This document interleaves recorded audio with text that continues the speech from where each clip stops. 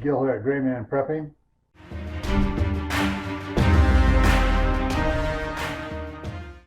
In this episode of Your Prep for Today, I want to talk to you about your tools, specifically your cordless tools and how to keep them going. All right, but before we do that, I'd like to ask everyone to go ahead and hit the thumbs up button. That helps out with YouTube's analytics.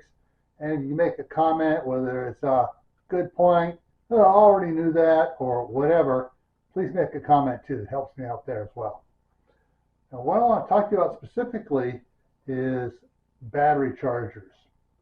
So you got your cordless tool with the batteries and stuff, and if you're working on a big project, you're going along, battery's dead, go over, you stick it in the charger, pick up the spare, you get going, you're really going along. Before that first one has a chance to recharge, you've killed the second one.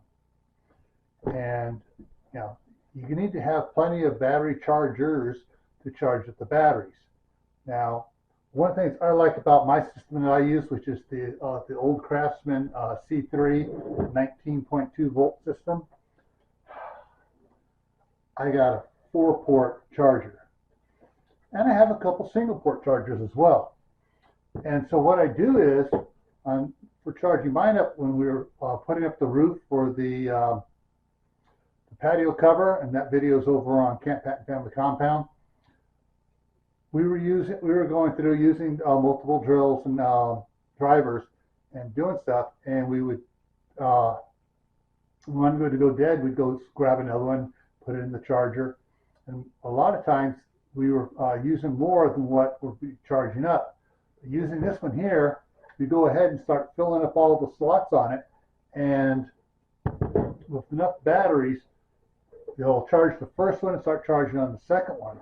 Well, if it's near the end of the night and we fit everything in this one is full, and we got the others full and they're charging, in the morning everything will be charged, because the multi-port ones like this one here will charge the first one in, and then it automatically goes to the second one, goes to the next one, and goes to the next one.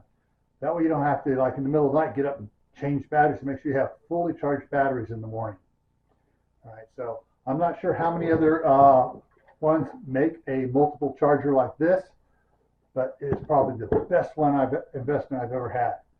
All right, so if your brand and battery size doesn't make a multiple charger for your batteries, you're going to have to get some extra individual chargers. That way you be able to plug them all in and charge them up for those big jobs.